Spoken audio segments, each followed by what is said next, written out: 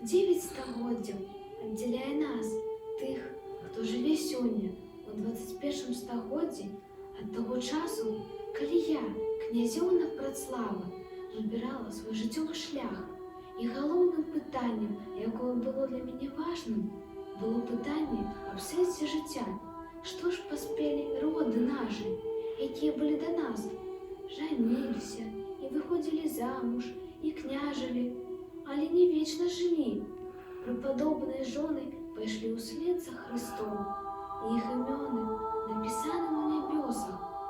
І вырашыўшы жыццё сваё прысвяціць служэнню Богу, адправілася я ў манастыр і сабрала вакол сябе мноства інакінь і інакаў, і радавалася ім, як свайму выратаванню.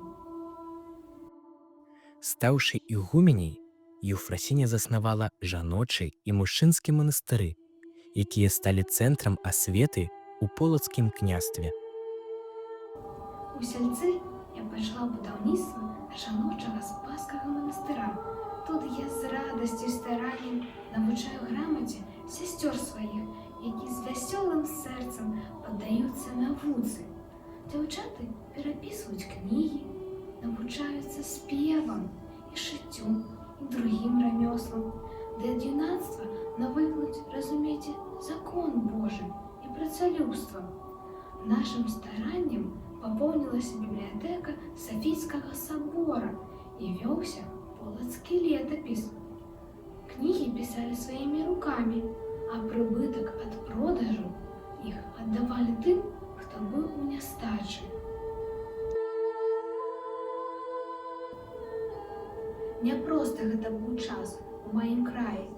Я бесперастанна малілася аб адзінстве роднай зямлі, аб перамозе над смугой раздзялення, благадатным словам настаўлення, якое было дадзена мне дарам Божым. Я мірыла многіх князёў, баяр і простых людзей, засцерагала ад вайны і міжусобіц, таму што усе маюць яка адзіную душу.